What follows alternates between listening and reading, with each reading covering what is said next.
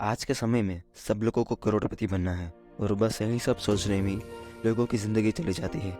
मैं आज आपको जो बताने जा रहा हूँ, मुझे नहीं लगता कि शायद और कहीं आपने सुना होगा, क्योंकि लोग आपको बताना नहीं चाहते कि आप एक करोड़पति बनो। ठीक है, तो उम, मुद्दे की बात पे आते हैं। अभी आप किस स्टेज में हो? आप स्कूल में होगे, कॉलेज में होगे, या फिर बिजनेस कर रहे होगे, जॉब कर रहे होगे। ओके, लेकिन मैं हमेशा प्रेफरेंस देता हूँ कि आप अपने से बड़े लोगों के साथ बैठा करो, क्योंकि देखो वहीं से ही कुछ सीखने को मिलेगा। अब आप लोगों को लग रहा होगा कि हम यहाँ पे क्या सीखने को आ रहे थे और हमको ये क्या बताने चाह रहा है। ठीक है, लेकिन देखो आप अगर स्कूल में आप पढ़ रहे हो तो आप अपने बैकग्राउंड देख लो, लोग बातें क्या करते हैं। ज़्यादा से ज़्यादा क्या बातें करते हैं? लड़कियों की बातें करते हैं, खाने पीने की बातें करते हैं। कोई काम की बातें काम की बातें कितनी करते हैं लोग? ना के बराबर करते हैं। ठीक है, अगर आप अपने दोस्तों के साथ ऐसे ही बैठे हो तो वहाँ पे भी काम की बात बहुत ही कम होगी। लेकिन अगर आप अपने बड़े लोगों के साथ बैठे हो, अपने मम्मी पापा हैं, अगर रिश्तेदार आते हैं, जब भी लोग बिज़नेस करते हैं, मैं तो प्रेफरेंस दूंगा कि बिजनेसमैन जो भी होते हैं उनके साथ बैठा करो, क्योंकि उनके पास से जो आपको सीखने को मिलेगा ना, वो आपको उधर से नहीं सीखने को मिलेगा। उससे देखो मेरे को एक स्टोरी याद आती है। जब देखो भारत के सबसे धनवान अगर लोगों में अगर बात की जाए तो मुकेश अंबानी आते हैं। उनके पिताजी यानी कि धीरू भाई अंबानी, तो एक बार उनकी सैलरी आई थी 250 रुपये। ठीक है, तो वो चले गए 5 स्टार होटल में चाय पीने के लिए। तो उनका जो कलीग था, उन्होंने उसको बताया, भाई तुमसे बड़ा बेवकूफ़ इस दुनिया में कोई नहीं है। अपनी पहली सैलरी जो तनख्वाह थी उसको तूने वेस्ट कर दी। यानी कि अपने मम्मी पापा के लिए कुछ ले रहा था, अपने बीवी बच्चों के लिए मतलब कुछ भी ले लेता, खिला देता। तूने 5 स्टार होटल में चाय पी ली। तब धीरू भाई अम्बानी ने बताया कि मैं देखना चाहता था कि लोग आखिर बड़े जो लोग होते हैं, क्योंकि अगर सबसे बड़ी 5 स्टार होटल है तो वहाँ पर लोग आने वाले भी बड़े ही हो गए, आम आदमी तो हो गए नहीं। तो धीरू भाई ने बताया कि मैं देखना चाहता था कि लोग यहाँ पे बातें क्या करते हैं। तो इधर से हमको सीखने को मिलता है कि भाई बड़े लोगों के साथ बैठना चाहिए, क्योंकि काम की बात वहाँ पे ही होगी, सीखने को वहाँ पे ही मिलेगा। शायद से वहाँ पे ही आपका करियर जो है सेट हो जाए। ओके, अब आते हैं आगे इन्वेस्टमेंट के बारे में, क्योंकि करोड़पति बनना है आप, तो ऐसा तो बनोगे नहीं, तो करेंगे क्या? देखो आप आपकी सेविंग रखते कहाँ पे? सेविंग अकाउंट्स में, फिक्स्ड डिपॉजिट में, या फिर पीपीएफ। ठीक है, देखो ये सब तो नॉर्मल प्रॉफिट आपको यहाँ पे मिलेगा, क्योंकि देखो यहाँ पर आप अगर आप अपने पैसे रखते हो तो आप अपने पैसे घटा रहे हो, बढ़ा नहीं रहे हो। सेविंग अकाउंट्स में आपको 2-4% मिल जाता है, एफडी में 5-6%, और पीपीएफ में भी 6-7% मिल जाता है। अगर आप इन्फ्लेशन का चार्ट देखो तो वो भी एवरेज 5-6% तो वो है। तो आप अपने पैसे बढ़ा तो नहीं रहे हो, घटा रहे हो। तो अब बात आती है कि आप पैसे को बढ़ाओगे कैसे, क्योंकि अगर हम इन्वेस्टमेंट की बात करें तो ये सब ऑप्शन आते हैं। ठीक है, 12% क्लब है और पावर्ड भाई भारत पे है। ठीक है, तो वहाँ पे भी आपको 12% इंटरेस्ट मिलता है। 12% क्लब एप्लीकेशन है। देखो यहाँ पे आपको कोई प्रॉफिट होता है नहीं, नॉर्मल रिटर्न्स मिलते हैं। तो मुझे नहीं लगता कि यहाँ पे आपको अपने पैसा रखना चाहिए। अगर उसके अगले स्टेप में आते हैं तो लोग कहाँ पे पैसा रखते हैं? लोग कहते हैं भैया गोल्ड में डाल दो पैसे। देखो यहाँ पे 2 ऑप्शन है, अगर आप डिजिटल गोल्ड ले लो या फिर फिजिकल गोल्ड ले लो। डिजिटल लेते हो तो कई सारे लोग बोलते हैं भाई यहाँ पे आपको खर्चे कम लगते हैं, लेकिन आपको 3% आपको जीएसटी तो देना ही पड़ेगा, एंड स्टोरेज कॉस्ट आपको बियर करनी पड़ेगी, एंड इंश्योरेंस कॉस्ट आपको बियर करनी पड़ेगी। तो वहाँ पे भी एक्सपेंस है। ठीक है, अगर आप कम समय के लिए गोल्ड खरीद रहे हो तो भी मैं तो करता हूँ मत खरीदो, क्योंकि बहुत सारे खर्चे लग जाते हैं, गवर्नमेंट ही इतना ले जाते हैं। और अगर आप रियल गोल्ड खरीद लेते हो तो अभी आपको 3 का जीएसटी आपको देना ही पड़ेगा, एंड बेकिंग चार्जेस भी देना पड़ता है। तो गोल्ड मुझे नहीं लगता इतना अच्छा ऑप्शन है। अगर आपको लॉन्ग टर्म के लिए रखना है तो मैं ठीक ठाक बोलूँगा, क्योंकि आप उसका चार्ट देख रहे हो। उसने अगर आप 2016 से बात करो तो उसने रिटर्न कितना दिया? एवरेज 10-12% दिया है, तो उतना खास नहीं है। ठीक है, नॉर्मल प्रॉफिट ही है। तो उसके अगले स्टेप में आते हैं तो लोग पैसा कहाँ पे रखते हैं? स्टॉक मार्केट में।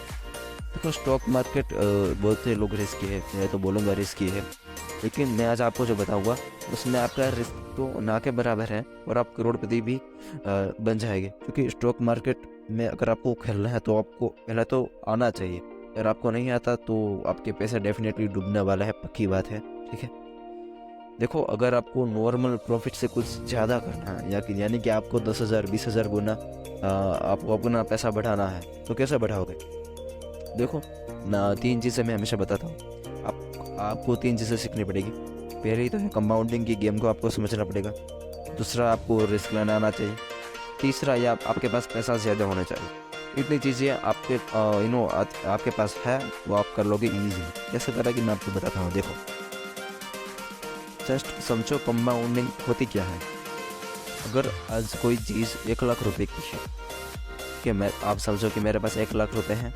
1 लाख रुपए मैंने डाल दिए अपने जो भी है, ठीक है, जस्ट जहाँ पे मुझे इंटरेस्ट मिलता है, कोई भी सोर्स ले लो, ठीक है।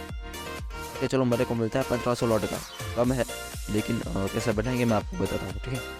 1500 टका है, मैंने डाल दिया। अब 1 साल के बाद आपके पैसे कितने हो गए?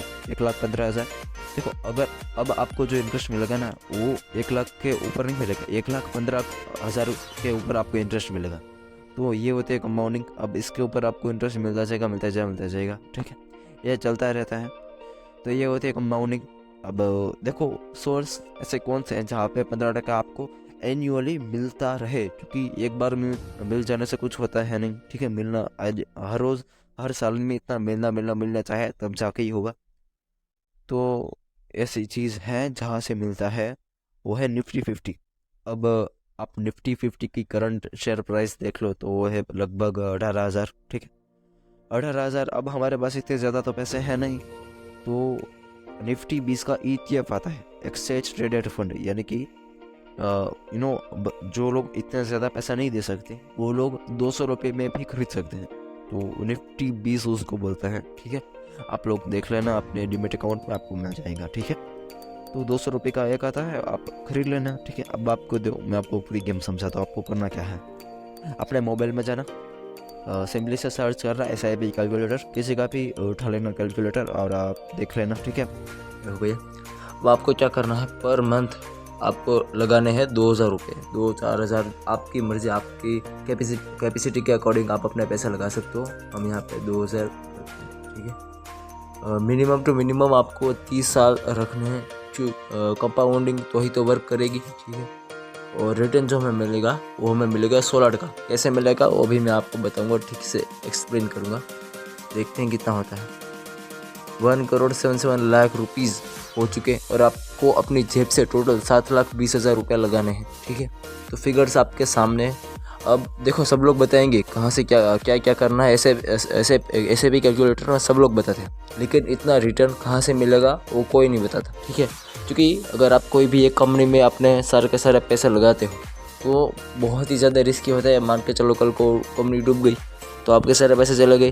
तो एक तरीके से इसका भी एक सॉल्यूशन हमने निकाला था, वो था निफ्टी 50। अब उसमें क्या था कि अगर आपको पैसे लगाने हैं तो उसमें क्या होता है कि 50 कंपनी में आपके रुपए जा रहे हैं, आप 50 कंपनी में जाएंगे तो उसके लिए भी क्या है कि पैसे आपको ज़्यादा देने पड़ते हैं। 18,000 का वो एक शेयर आता है निफ्टी 50 का, यानी कि हर एक कंपनी का एक शेयर आपके पास आ जाता है। लेकिन 18,000 रुपये तो वो भी ज़्यादा है, तो उसका भी हमने सॉल्यूशन निकाला और आता है एक निफ्टी 20, ठीक है। मैं आपको अभी वो दिखाता हूँ, ठीक है। तो अभी हम आ चुके हैं निफ्टी 50 के ETF यानी कि निफ्टी 20 के ऊपर। और अगर अभी हम करंट इसकी बात करें तो ये थोड़ा अभी माइनस में है, ठीक है, कुछ दिनों से। लेकिन आपको टेंशन लेने की ज़रूरत नहीं है, क्योंकि आपके पैसे 50 कंपनी में लग रहे हैं, एक कोई पर्टिकुलर कंपनी में नहीं लग रहे हैं। तो आपके पैसे यहाँ पे डूबने का चांस नहीं है। अगर आप पिछले 5 साल की बात करो तो यहाँ पे 74% का रिटर्न दिया, यानी कि अप्रोक्सीमेटली पर ईयर 15 टका, 50% का रिटर्न आपको मिल रहा है, 15% का, ठीक है जी। अगर आप लोग बोलोगे तो बहुत कम है, ठीक है, 15% तो बहुत कम है। लेकिन आप अगर मैक्स में देखोगे तो लगभग 2002 से शुरू हुआ था और ये 2023 की शुरुआत, यानी कि अप्रोक्स 20 साल हुए और 20 साल में इसने रिटर्न कितना दिया, 1700%, यानी कि लगभग आपके पैसे हैं वो 17 टाइम से बढ़े हैं, 17 टाइम से। यानी कि आप ले लो तो भी 2 साल में, मान के चलो 2 साल नहीं होते, फिर भी 2 साल में आपके पैसे डबल हो रहे हैं। यानी कि 1 साल में आपको मिल रहा है 50% का रिटर्न, समझ रहे हो। तो कोई भी एक पर्टिकुलर कंपनी में लगाने से अच्छा मैं हमेशा यही को प्रेफरेंस देता हूँ, ठीक है। आप म्यूचुअल फंड्स में भी लगा सकते हो, लेकिन उससे बेस्ट मैं इसी को मानता हूँ, क्योंकि इसमें आपके पैसे जो है बढ़ने के चांस बहुत ज़्यादा होते हैं और रिस्क नहीं होता है। तो ठीक है, आप इसमें लगा सकते हो। और आपको कोई भी सवाल है आप मुझे पूछ सकते हो, ठीक है। आपको क्या करना है, मैं आपको बता देता हूँ। 2000 रुपये मैंने बताया आपको लगाना है। अभी इसकी करंट प्राइस है 193 रुपीज़, 193.90 INR, यानी कि इंडियन रुपीज़। आपको क्या करना है, पर मंथ 10 शेयर ले लो, ठीक है। आपकी कैपेसिटी अगर ज़्यादा हो तो 11-12 भी ले सकते हो। यानी कि आप क्या करना, एक मंथ 10 लिया, उसके अगले महीने 11 लो, 12 लो। मैंने कहा ना, उससे भी ज़्यादा बढ़ेगा, ठीक है। 30-32 साल तक करो, आपके पास 6-7 करोड़ तो ईजिली हो गए, ठीक है जी। आप अपने हिसाब से कैलकुलेशन बिठा लेना, ठीक है। वो दूसरी चीज़ आती है वो है रिस्क, क्योंकि देखो रिस्क को कोई लेता ही नहीं, ठीक है। कंपाउंडिंग में मैं ज़्यादा फोकस इसलिए करता हूँ क्योंकि देखो रिस्क ज़्यादातर लोग लेते हैं नहीं, ठीक है। रिस्क लेने की कैसा हुआ मैं आपको दिखाता हूँ। आजकल स्टार्टअप बहुत जल्दी आगे ग्रोथ कर रहे हैं, ठीक है। आप स्टार्टअप में पैसा डाल दो, स्टार्टअप में देखो रिस्क बहुत है, वैसे भी लगते हैं, वैसे अगर हज़ारों में नहीं लाखों में लगते हैं रुपए, वैसे यहाँ में भी है। लेकिन यहाँ पे रिस्क है, क्योंकि अगर आपको यहाँ पे प्रॉफिट होता है, अगर कोई भी स्टार्टअप की ग्रोथ होती है, बढ़ता है, तो वो आपको जो प्रॉफिट देगा बहुत ही अच्छा देता है, मतलब 10,000 20,000 गुना आपके पैसे हो जाते हैं। लेकिन इसमें रिस्क है, अगर स्टार्टअप नहीं चला तो आपके पैसे चले जाते हैं, ठीक है। तो मैं यहाँ पे ज़्यादा प्रेफरेंस देता हूँ नहीं। देखो अगर आपको कम समय में ज़्यादा पैसा चाहिए तो आपको रिस्क लेना पड़ेगा, ठीक है। और आपके पास पैसे ज़्यादा होने चाहिए, तभी जाके कम समय में पैसे बनेंगे। तो अगर आपके पास पैसे कम हैं और समय आप ज़्यादा दे सकते हो, ठीक है, तो आप कंपाउंडिंग की गेम को समझ लो, तब तो हो जाएगा, ठीक है। और तीसरी चीज़ है वो है आपके पास पैसा ज़्यादा होना चाहिए। अगर आपके पास पैसे ज़्यादा हैं तो आप लैंड खरीद सकते हो। अब कुछ नहीं करना, जो भी होता है ना बिल्डर, आप उसकी एडवाइस ले सकते हो कि इस रियल इस्टेट में आप पैसा ज़्यादा बढ़ने वाला है, ठीक है, भाव ज़्यादा बढ़ने वाला है, तो उसे मेरे से वो ज़मीन खरीद लेना, होल्ड करना, जब बढ़ेगी तब बेच देना। तो इसमें भी पैसा लगता है। और दूसरा ऑप्शन ये है कि आप लोग इकोनॉमिक क्राइसिस का वेट करो, क्योंकि जब इकोनॉमिक क्राइसिस आती है, मंदी आती है, तब ऑटोमेटिकली शेयर के प्राइस नीचे आ जाते हैं। और जब नीचे आ जाते हैं तब खरीद लेना आप लोग, ज़्यादा क्वांटिटी में स्टॉक खरीद सकते हो। मैं तो प्रेफरेंस देता हूँ कि एक स्टॉक में कभी भी अपना पूरे पैसे मत लगाओ, क्योंकि बहुत रिस्की गेम होते हैं, रिस्की है, लेकिन प्रॉफिट भी उतना देती है। अगर बढ़ गया तो बहुत ज़्यादा बढ़ जाता है, और ख़त्म तो रोड पे आ जाओगे आप, ठीक है। तो अगर आपके पास पैसा ज़्यादा है तो मैं प्रेफरेंस देता हूँ कि आप लोग 50 कंपनी, अगर निफ्टी 50 है तो 50 कंपनी है तो उसमें ही डाल दो, ठीक है। 18,000 का है वो नहीं खरीदना तो आप निफ्टी 20 खरीद लो, ओके। अगर आप वीडियो के अंत तक बने हुए हो, इसका मतलब ये है कि आप करियर को लेके सीरियस हो, क्योंकि यहाँ पर कोई हंसी मजाक या फिर प्रैंक की वीडियो तो चल नहीं रही। लास्ट में वीडियो अगर इन्फॉर्मेटिव लगी हो तो लाइक सब्सक्राइब शेयर कीजिए। हम मिलते हैं इसकी नेक्स्ट वीडियो में, तब तक के लिए जय हिंद जय भारत।